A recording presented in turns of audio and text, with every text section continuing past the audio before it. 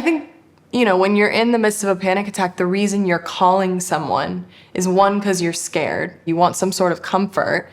And you might also want that distraction. And sometimes you just have to, as their supporter, sit there and ride the wave with them.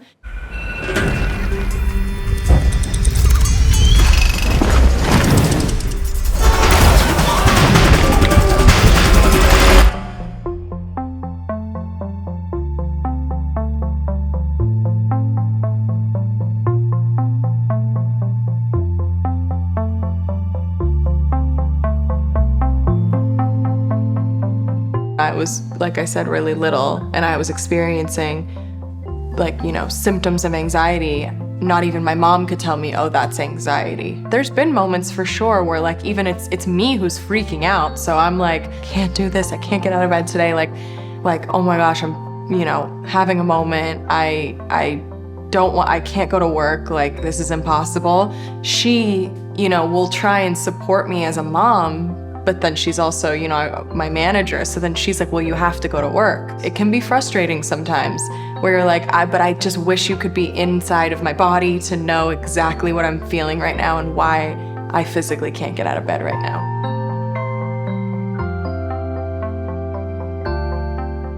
I wanted to specifically talk to you today about how to be a better ally to people in your inner circle who may suffer from anxiety. Absolutely. Well, I think first of all, we need to recognize that anxiety is really common. Right. It's sort of our body's response to something that makes us afraid. It's a threat. But I think the way to help as an ally is to first recognize when someone's having what would be considered usual anxiety and when it moves into where it's problematic and it interferes with their ability to function. Like you just said, recognizing when this might be something that you guys can just kind of deal with on your own, or if it's something that might need to be taken to a more serious level. Well, let's take a moment to kind of break down anxiety. Yeah. I'm a psychiatrist, so I think about these things very methodically. So let's start with the physical. A person might have an elevated heart rate or heart palpitations, shortness of breath, just a sense of, my body's kind of on supercharged. You're just going really rapidly. You might feel dizzy or lightheaded. And sometimes people just feel as if they may be having a heart attack or about to have a seizure. And then there are the psychological components. Fear that I'm going crazy, fear that something bad is going to happen. And then there might be these sort of obsessive thoughts about things that have happened in the past, overgeneralization, overthinking, and it just gets into this kind of a track where your brain just can't get off that thinking. And then that might affect behaviors. So when anxiety is around for a long time, we notice that people start isolating, they start avoiding things, they may not want to go out.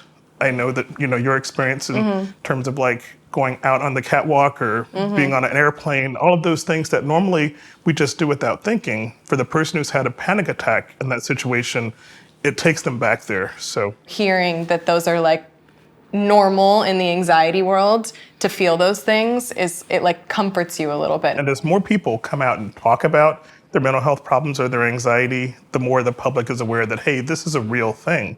But especially during the recent pandemic. Maybe normal wasn't the right word. We try to avoid that, but sometimes, it normalizes it. Exactly. And since more people are talking about it, both on social media and in conversations, people are open about the fact that they're in treatment. Again, it's so common and so many people suffer from it, but only about maybe a third of people truly get help. For me personally, I've never gotten into medication, but I'm sure at a certain level, it's necessary for some people, no?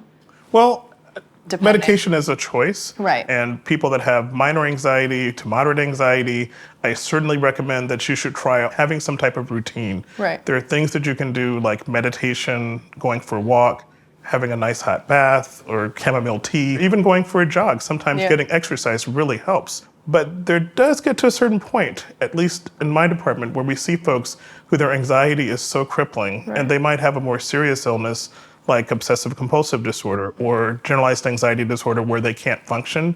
If it gets to the point where you can't get out of bed, you can't face the public, or you can't go out of your house, then it might be time to talk to someone, and maybe a medical doctor is one of those people. Yeah. Unfortunately, every medication that a psychiatrist prescribes has both benefits and side effects. Right. And one of the unfortunate things is that some of these medications, they can be habit forming. And so it's an important conversation to have with a professional. Is this the right thing for me to do? And then to do it under close supervision. Totally. I know that you probably mentor some younger folks in the business. What things do you observe in them when they're having anxiety? It's so interesting because my sister actually came to me 2 days ago and was talking to me about it because she was like, lately I've been having shortness of breath and I've been getting tingly and numb. She was like expressing all these feelings she had had, and it's so interesting being on the other side of it and really feel like, okay, I can understand you and I can sit here and do what I would hope someone would do for me if I was on that end of it. Well, that's a great story. And when you experience someone else's anxiety through their eyes and you put it through your lens and telling them, hey, I've had this, it'll get better. Tell them what things you did and try to help them find their personal cure. I think that's something that's not maybe as talked about is anxiety in a workplace. Whether it be, in a general environment that feels very anxious, or even just if you're personally feeling it and you feel like you want to go talk to your boss about it. And it depends on the workplace. Certainly in smaller workplaces, there isn't like a big HR, human resources department to go to get help. But I think if you witness it in a coworker, the first thing is to let them know, hi, I see something's changing. We need to work as a team here. Is there something that I can talk with you about? You need to realize that you're not necessarily their therapist. And if it is going to your boss, I try to have people frame it through a medical condition. Like, I have anxiety, especially if it's something that's been diagnosed and that's ongoing.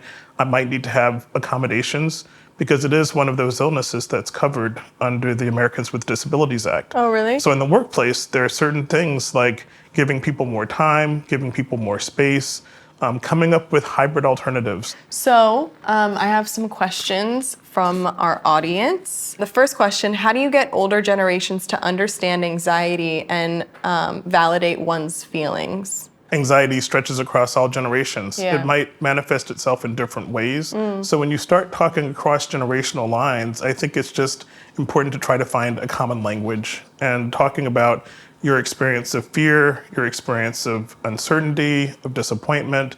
Those are things that people of all ages should be able to relate to. Yeah. Okay, question 2.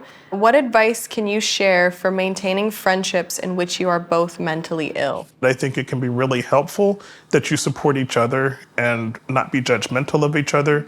But I think you have to be cautious that you don't try to fix each other and help that person get to the right assistance when you feel like it's beyond your ability. Well, thank you so much. I think the last thing that I would love to hear from you and something that we're doing with the professionals that come in here is just getting some tips or tricks or something that the viewers can kind of apply to their lives at home. So one technique that I like to advise people to try is called box breathing. Okay. And it's breathing where you focus on a visual, where you draw a box in your mind. Want to give it a try? Sure. Okay. So just close your eyes. Okay. And then we're going to draw a box up as you breathe in, as you inhale. 1, 2, 3, 4. And then pause, draw a line across. 1, 2. And then we're going to draw a box line down. 1, 2, 3, 4. Pause, and then draw another line. 1, 2. And then pause, draw a line up. Inhale, 1, 2, 3, 4. And you just kind of keep cycling through drawing those lines and boxes. I like that one. Okay.